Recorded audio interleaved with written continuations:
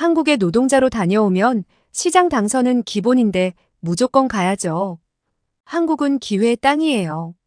심지어 한국 남자들은 정말 멋지잖아요. 제 꿈은 이제 코리안 드림입니다. 여기 네팔의 젊은 엘리트들 사이에서 한국행이 확실한 성공 공식으로 인정받고 있다고 하는데요. 코리안 드림을 꿈꾸는 이들의 이야기를 들어보겠습니다. 잠깐 좋아요를 눌러주시면 더 좋은 영상을 만드는데 큰 힘이 됩니다. 안녕하세요. 저는 네팔 출신 아니샤라고 합니다. 지금은 외과 의사로 근무하고 있어요. 요즘 한국에서 일용직 노동자로 살다가 네팔로 돌아간 사람들이 시장 선거에서 당선되는 모습을 지켜보면서 네팔에서 한국이 가지는 의미가 얼마나 큰지 한국 분들께 전해드리고자 사연을 보냅니다. 저 역시 오지 마을에서 태어나 가난하게 살았지만 한국 덕분에 새로운 인생을 살게 되었거든요. 제 인생을 바꿔준 한국과의 만남은 우연히 시작되었습니다. 제가 태어난 고향은 네팔 오지 중에서도 깡촌인 돌라카 지역이라서 차가 다니지 못하는 험한 산길을 1시간 넘게 올라와야 있는 곳이에요. 인도와 바로 붙어있는 지리적 특성상 힌두교의 영향을 강하게 받아서 아직도 카스트 제도가 강력하게 존재하고 있습니다. 법적으로는 신분제가 없어졌다고 하지만 아직도 네팔 사회 깊숙하게 신분제가 남아있어요. 브라만, 채트리, 바이샤, 수드라로 이루어진 4계급 중에서 저희 부모님은 바이샤 계층이었어요. 하지만 말만 바이샤 계층이었을 뿐 가난한 소작농인 저희 집안은 천민 취급을 받았습니다. 산악지방의 가난한 농민의 딸로 태어나 제대로 된 장난감도 없던 어린 제게 유일한 즐거움은 히말라야 산맥을 오르는 낯선 이방인들을 구경하는 것이었어요. 그 중에서도 한국에서 온 산악인들을 보는 걸 정말 좋아했습니다. 산악인들은 험난한 히말라야 등반을 앞두고 초콜릿, 사탕같이 열량이 높은 간식들을 많이 가지고 다녔거든요.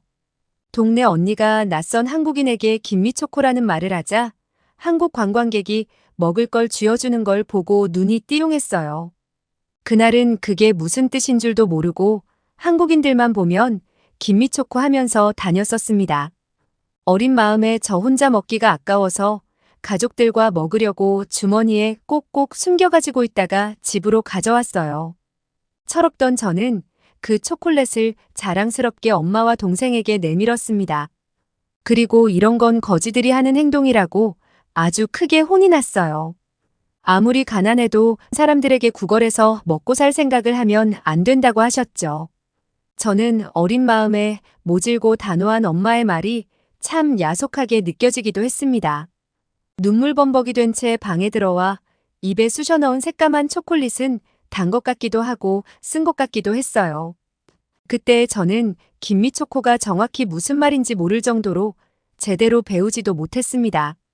그때가 10살 즈음이었는데 학교가 있는 시내와는 아주 멀리 떨어진 곳에 살아서 학교에 제대로 간 적이 없었거든요. 워낙 외진 곳에 있어서 몸이 아파도 병원은 고사하고 버스로 1시간 떨어진 작은 보건소를 가는 것도 쉽지가 않았습니다. 하지만 그런 저희에게도 유일한 희망이 있었어요. 바로 1년에 한두 번 국경 없는 의사회 소속 선생님들이 방문해서 돌봐주고 계셨거든요.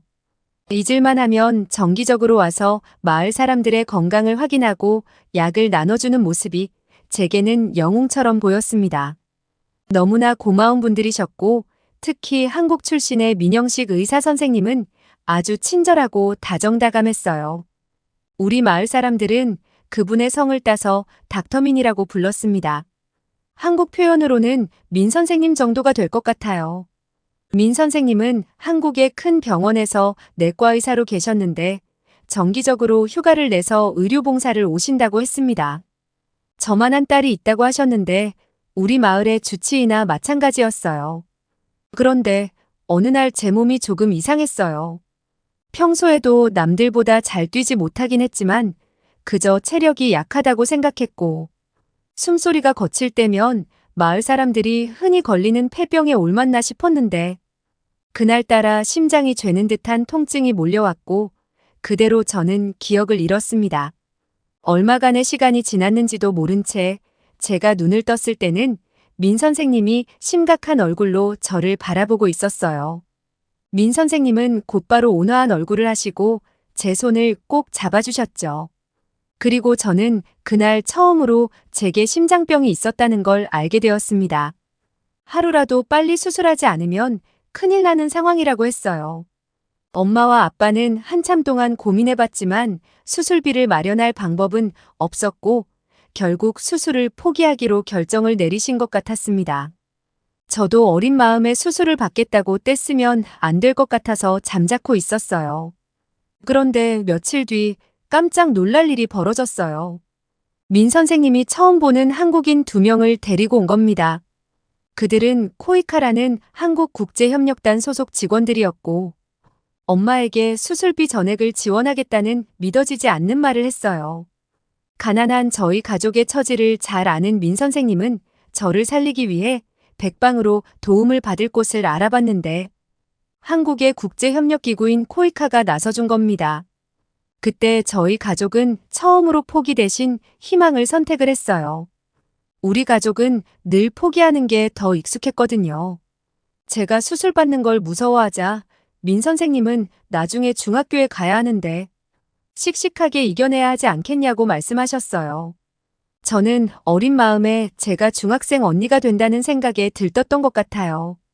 그 전까지는 학교에 가고 싶어도 땡볕에서 일하는 부모님의 일손을 돕거나 히말라야를 찾는 관광객들만 쳐다보는 게 일상이었거든요. 나중에 알고 보니 민 선생님은 외딴 시골에 사는 제가 혹시라도 배움을 포기할까봐 저희 부모님께 아니샤가 다 나으면 학교는 꼭 보내야 한다고 신신당부를 하셨대요. 그해 여름 민 선생님은 의료봉사를 끝내고 한국으로 돌아가시면서 제게 어린이용 한글 교재를 전해주셨어요. 그리고 다음에 만날 때는 꼭 한국말로 인사를 해달라고 하셨죠. 민 선생님이 신신당부한 덕분에 저는 몸이 회복되고 왕복 3시간 거리에 있는 학교에 다녔습니다. 이전에는 멀어서 반쯤 포기했던 학교였지만 이제는 부모님도 적극적으로 보내주셨어요. 저는 학교에 다니면서 한국어 공부도 정말 열심히 했어요.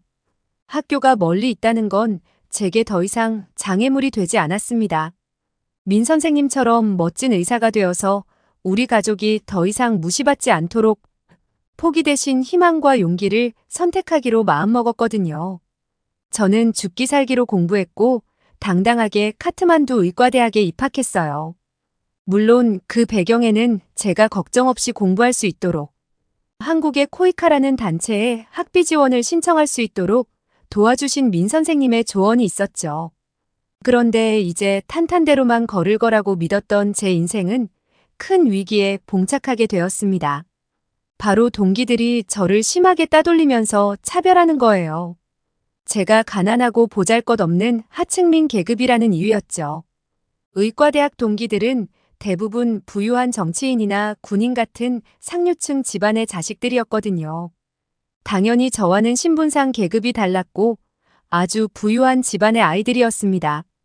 그러니 상류층 학생들은 저 같은 하층민과 같이 공부를 한다는 사실을 받아들이지 못하고 저를 따돌리기 시작했습니다.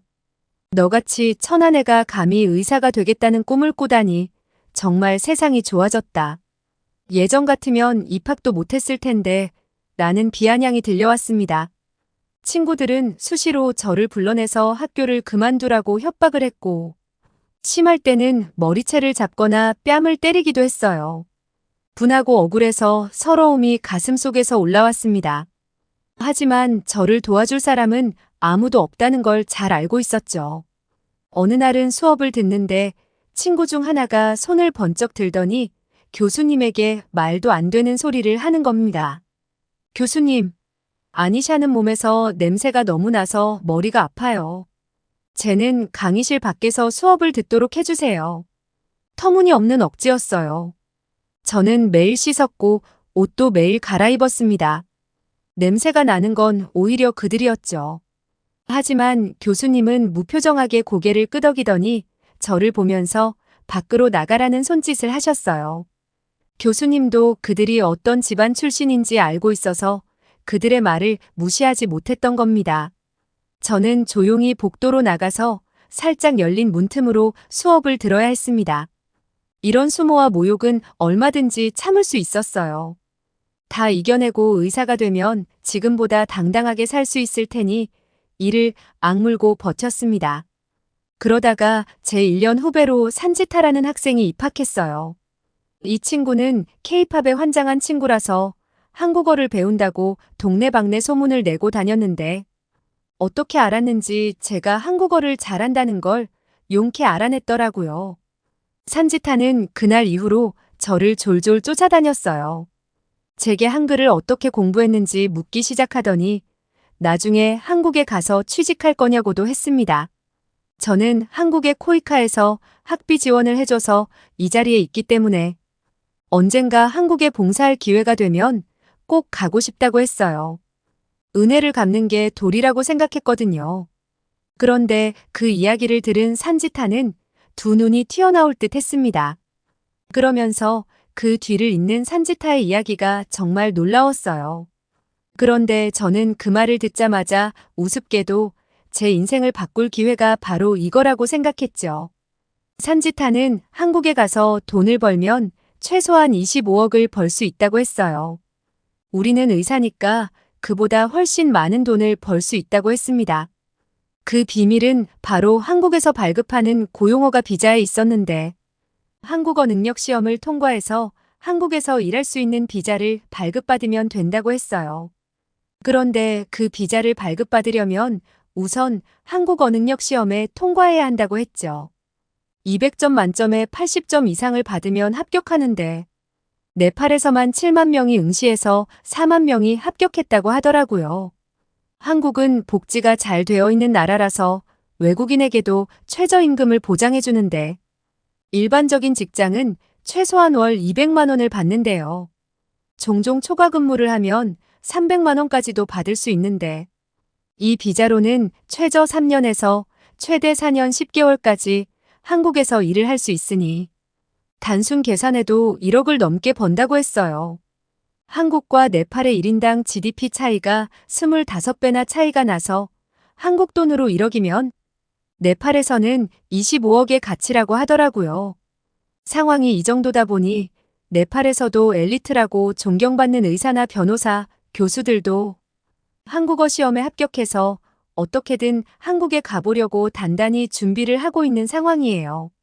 한국에서 일하면 돈도 많이 벌지만 네팔에 돌아왔을 때 초특급 엘리트 대우를 받을 수 있거든요. 한국의 뛰어난 기술과 수준 높은 사회체계를 경험했다는 이유만으로 카스트족의 최상위 계급인 브라만급 대접을 받게 됩니다. 산지타는 게다가 우리는 의사니까 나중에는 전문 직종 전용 비자로 변경해서 더 많은 돈을 벌 수도 있다고 했습니다. 그러면서 저도 같이 비자를 준비하자고 하는 거예요.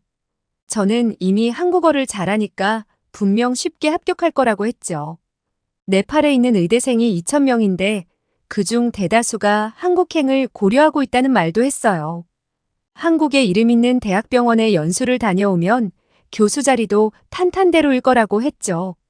근데 그 말이 아예 틀린 말이 아닌 게 요즘 네팔에는 한국 노동자 출신 정치인들이 대거 선발되고 있어요. 가장 최근에 치루어진 2022년 지방선거에서는 한국인 노동자 출신 6명이 동시에 시장으로 당선됐으니까요. 그들은 한국의 선진 시스템을 직접 눈으로 보았고 실제로 겪었다는 이유로 네팔인들의 신뢰를 받게 되었습니다. 한국의 도로체계, 교통체계, 전자지도 구축 등을 네팔에 도입하고 한국처럼 농업단지, 산업단지를 전문적으로 개발하기 위해 노력하고 있어요. 네팔 더란시는 상수도 문제 해결이 주요 정치 이슈로 부각한 지역이었는데 한국 노동자 출신인 삼팡 라이 씨가 네팔 의회 출신 키쇼르 라이를 압도적 표차로 이겨 당선되었어요. 한국은 전 세계에서도 상하수도 시설이 최고 수준이다 보니 그 지역의 문제를 해결할 1등 일꾼으로 뽑히게 된 것이죠. 한국에서 외국인 노동자로 근무했던 시장들이 하나같이 하는 말이 있습니다. 그들은 한국에서 가장 충격적이라고 느꼈던 건 밤낮 없이 성실하게 일하는 한국인들의 근면성실한 모습이었다고 입을 모아서 말을 하거든요. 물론 한국에서 극히 일부의 사람들은 피부색이 다른 외국인 노동자라고 차별하기도 했지만 대부분의 사장님과 동료들이 많이 배려해 주었고 그때 익힌 기술과 노하우를 네팔에 적용해서 한국 같은 선진국으로 만드는데 일조하겠다고 했어요. 그래서 한국 출신 출마자 중 대거 인원이 당선되었죠. 그런 현실을 돌이켜보니 저도 못 해낼 게 없다는 생각이 들었어요. 게다가 저는 한국에 대해 뿌리 깊은 애정을 가지고 있었으니까요. 저는 산지타에게 한번 고려해보겠다고 이야기를 했고, 그날 이후로 저를 바라보는 의대 동기들의 시선은 180도 달라지게 되었습니다. 제가 한국어를 잘하고 한국으로부터 후원을 받는다는 사실을 산지타가 알게 된 이후에 친구들이 저를 대하는 태도가 확 달라졌거든요. 네팔 사람들에게 한국은 엄청난 동경의 대상이에요. 그들도 알고 있었던 거죠. 코이카는 형편이 어려운 학생들을 지원해주는 일도 하고 있었지만 가난하다고 누구나 도와주는 건 아니거든요. 제가 인터뷰를 하면서 유창한 한국어로 앞으로의 계획을 말했고 의대에 합격할 정도로 우수한 성적을 내고 있다는 사실에 좋은 점수를 받아서 꾸준히 장학금 혜택을 받았던 거라서 제가 한국어를 잘하고 한국에서 인정받는 인재라는 사실을 알게 되자 저를 무시하던 친구들은 이내 저를 부러워하기까지 했습니다. 곧 산지타는 자기가 다닐 한국어 학원을 같이 알아봐 달라고 졸랐어요. 네팔에서 살아도 한국어를 알아두면 도움이 되고 새로운 길이 열린다면서 제가 한국어를 잘하니까 좋은 선생님을 볼 줄 아는 안목이 있을 거라면서요. 저는 그런 산지타의 거리낌 없는 친밀함과 저에게 보여주는 관심이 좋았어요. 저보다 1살 어린 동생이었지만 학교에서 처음 마음 맞는 친구가 생긴 터라 정말 잘해주고 싶었거든요. 그런데 한국어 학원을 고르는 일이 쉽지만은 않더라고요. 한 블럭 건너에 하나씩 한국어 학원이 있어서 네팔에서 한국어의 인기가 어느 정도인지 실감이 됐죠. 두 번째로 찾아간 학원에서 만난 잘생긴 한국인 강사는 친절하게 설명해줬어요. 저보다 6살 많았던 강사는 자기의 이름을 현우라고 소개했어요. 우리가 현우라고 부르자 한국에서는 나이 많은 남자에게 오빠라고 불러야 한다는 것도 알려주었습니다. 어느 날은 산지타가 현우 오빠랑 밥을 먹으러 가는데 저도 같이 가자고 부르더라고요. 그래서 둘이 먹으면 될 걸 왜 저를 부르는지 의아했지만 산지타의 부탁이니 흔쾌히 따라 나섰어요. 그날 처음으로 왜 현우 오빠라는 사람이 아무 연고도 없는 네팔에서 결혼도 하지 않은 채로 무려 5년이 넘게 장기 체류하면서 한국어를 가르치고 있는 이유를 듣게 되었죠. 그는 워낙 산을 타는 걸 좋아해서 등산이 취미였는데 대학에서 산악반 활동을 하면서 등반을 위해 네팔에 온 게 시작이었대요. 그런데 네팔에 때묻지 않은 자연과 인간의 지배를 쉽게 허락하지 않는 험하고 웅장한 산맥에 반해버렸다고 했어요. 몇 번 더 등반을 위해 네팔에 왔는데 네팔에서 한국어 강사를 찾는 모집 공고를 보고 호기심에 지원했다가 아예 눌러앉게 되었다고 하네요. 우리는 그날 이후로 네팔의 히말라야에 대해 한참 동안 이야기꽃을 피웠습니다. 저도 히말라야를 찾는 수많은 한국인 관광객들이 떠올랐거든요. 산지타가 한국어를 배우는 2년간의 시간 동안 저도 현우 오빠와 오누이처럼 친해지게 되었어요. 그러다가 작년 가을에는 산지타와 함께 한국에도 다녀올 일이 있었어요. 산지타가 정말 좋아하는 한국의 트와이스 그룹이 팬미팅 콘서트를 개최했거든요. 티켓팅이 너무 어려우니 저에게도 같이 시도해달라고 부탁했는데 둘 다 성공해버렸고 이걸 취소하는 건 바보 같은 짓이라며 꼭 같이 가자고 조르는데 저도 항상 한국에 꼭 가보고 싶었던 터라 알겠다고 했습니다.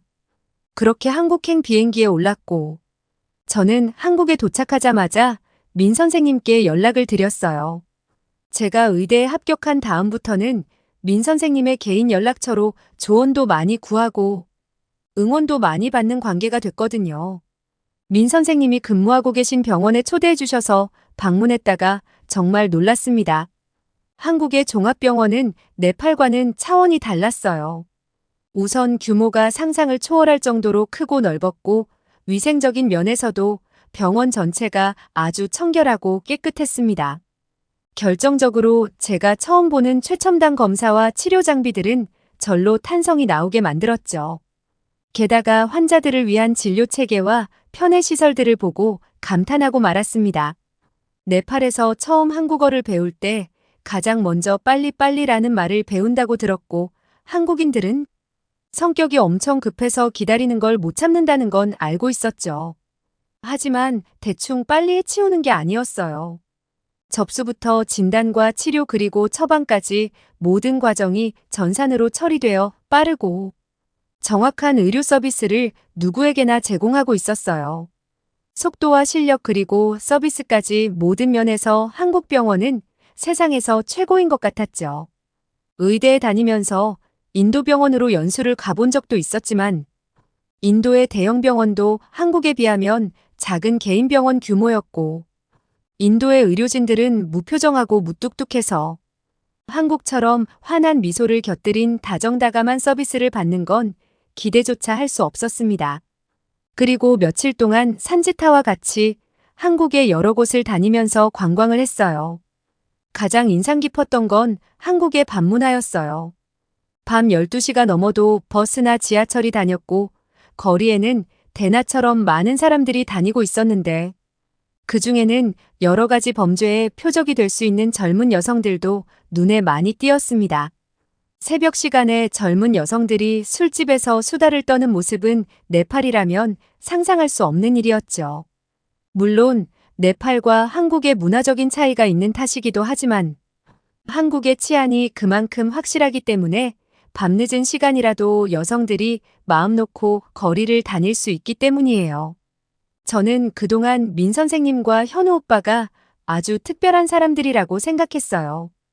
다른 한국인들과는 다르게 희생과 봉사정신을 가지고 있어서 착하고 헌신적이라고 생각했던 거죠. 그런데 한국에 와서 충격적인 사실을 알게 되었어요. 그건 바로 모든 한국인들이 어려움에 처한 사람을 보면 도와주지 않고는 못 베길 정도로 다른 사람을 위하는 마음을 가지고 있다는 걸 알게 된 거예요. 한 번은 산지타와 같이 마트에서 장을 보고 나오는데 주차장에서 작은 소동이 벌어진 걸 봤어요. 주차요금을 정산하던 중년의 여성이 영수증을 넣었지만 추가 결제가 필요하다는 말이 화면에 보였거든요. 중년 여성이 신용카드를 투입구에 넣으려는데 젊은 여성이 급히 다가오더니 중년 여성에게 자신의 영수증을 건네주는 거예요. 전 주차비를 안 내도 되니까 제 영수증으로 결제하세요. 중년의 아주머니는 너무 고맙다며 인사를 건넸고 젊은 여성은 그저 싱긋 웃더니 가버렸습니다. 저 같으면 모른 척하고 가버렸을 텐데 정말 한국인들은 남을 도와주면서 즐거움을 느끼는 민족이란 생각마저 들었어요. 그걸 증명하듯이 길에서 심장발작으로 쓰러진 노인을 지나던 사람들이 심폐소생술로 살린 일이나 자동차 사고로 차 밑에 깔린 행인을 구하기 위해 모두 달려들어 차를 들어올린 일들이 매일 뉴스로 보도되고 있었어요. 제가 보기에는 믿어지지 않는 일들이었는데 제 주변의 한국 사람들은 그저 당연한 걸로 생각할 뿐이었죠. 그리고 며칠 후에 저는 네팔로 돌아왔습니다. 그리고 의대를 졸업한 직후부터 코이카에서 의료봉사를 할 때마다 봉사를 함께 했는데요. 후원을 받기만 할 때는 그저 훌륭한 단체라고 생각했던 코이카는 알고 보니 아시아부터 아프리카까지 전 세계를 누비며 활약하고 있었어요. 배움이 필요한 곳에는 학교를 만들어주고 오지 마을에는 도로와 수도를 설치하고 질 좋은 종자를 보급하고 농사 짓는 법을 가르쳐주기도 했어요. 전염병이 퍼지는 지역에는 치료제와 백신을 공급해주고 네팔의 젊은이들처럼 한국에서 일하기를 원하는 청년들을 위해 취업을 주선하기도 했고 네팔이나 후진국의 기업에서 일하는 근로자들이 한국 기업으로 가서 기술을 배울 수 있는 기회를 주기도 하면서 셀 수 없을 정도로 다양한 사업을 하고 있었거든요. 한마디로 말하자면 코이카는 배고픈 사람에게 물고기를 주는 대신에 낚시대를 주고 물고기 잡는 법을 알려주고 있는 겁니다. 저처럼 한국의 도움을 여러 차례 받는 경우도 아주 드물었기에 저는 타고난 행운아라고 생각하고 있어요. 아, 그래서 한국에 오는 취업비자를 발급받았냐고요? 저는 얼마 전에 꿈에 그리던 민 선생님과 첫 공동 진료를 보고 한국으로 가려던 마음을 돌려 세웠습니다. 민 선생님은 제가 어떤 선택을 하든 응원하겠지만 꼭 행복한 길을 선택했으면 좋겠다고 하셨어요. 선생님과의 대화 후 한참을 고민한 결과 네팔에서 봉사하는 것이 더 행복한 일이라는 생각이 들었습니다. 한국에 가서 돈을 많이 버는 것보다 한국이 제게 준 기회와 희망을 다른 사람들에게 전하는 게 더 중요하다는 생각이 들었거든요. 한국과 코이카가 네팔에 뿌린 씨앗이 싹을 틔우고 수천 명을 살린 것처럼 저도 네팔의 미래를 위해 작은 희망의 씨앗들을 뿌려보려고 합니다. 저는 당장 네팔에서도 굶어 죽지는 않으니까요. 아니, 지금은 오히려 과거에 지독했던 가난 때문에 제가 이 자리까지 와 있다는 생각도 들어요. 과거에 제가 지독하게 돈을 벌고 싶었던 건 네팔의 하층민이라면 누구나 겪는 지긋지긋한 가난 때문이었거든요. 벗어날 수 없는 지독한 굴레 같은 가난에 성공하는 걸로 복수하겠다는 이기심도 든 적이 있었지만 한국 분들의 도움 덕분에 남을 위해 봉사하는 게 뭔지 확실히 배웠습니다. 제 꿈은 이제 한국에서 부자가 되는 것이 아니라 병원 진료를 받기 힘든 네팔인들에게 한국의 의술로 병을 치료해주는 거예요. 그래서 네팔 한국 친선 병원에 입사할 준비를 하고 있습니다. 저는 한국어도 잘하니까 한국 의사분들과 함께하는 일상도 자신 있거든요. 민 선생님도 어려운 이들을 돕는 게 얼마나 뿌듯한지 곧 알게 될 거라고 하셨어요. 그러면서 내년에 선생님이 네팔에 방문하실 때도 공동 진료를 볼 수 있겠다며 기뻐하셨죠. 심지어 현우 오빠도 계속 네팔에 남는 거냐며 무척 좋아하더라고요. 사람이라면 누구나 도움을 받으면 받은 것 이상으로 다른 사람들에게 베풀어야 한다고 생각합니다. 저 혼자는 감당할 수 없는 문제를 만나 넘을 수 없는 벽 앞에 주저앉았을 때 절망한 제 손을 잡아주고 다시 일어설 수 있도록 도와준 한국의 은혜를 절대로 잊지 않을 겁니다. 제가 한국에서 받은 도움을 되갚는 길은 네팔과 한국을 오가면서 도움이 필요한 사람들을 위해 아낌없이 봉사를 하는 거라고 생각해요. 봉사는 다른 사람에게 베풀기만 하는 게 절대 아니라는 걸 경험으로 알게 되었거든요. 저는 도움을 주지만 그들에게서 돈으로는 결코 살 수 없는 뿌듯한 성취감을 받을 수 있다는 걸 한국으로부터 배웠습니다. 그런 면에서 보면 봉사활동을 통해 오히려 제가 더 많은 걸 받는 게 아닌가라는 생각이 들기도 하네요. 지금은 비록 한국의 도움을 받고 있지만 언젠가는 네팔이 한국처럼 선진국으로 성장해서 전쟁과 가난, 굶주림으로 신음하는 다른 나라를 돕게 되는 그날까지 저의 봉사는 멈추지 않을 겁니다. 네팔에서 이렇게까지 한글의 인기가 높다는 게 정말 놀라운데요. 코리안 드림으로 핑크빛 미래를 꿈꾸었다가 이제는 많은 네팔인들을 돕기로 마음먹은 아니샤님의 사연에 가슴이 따뜻해집니다.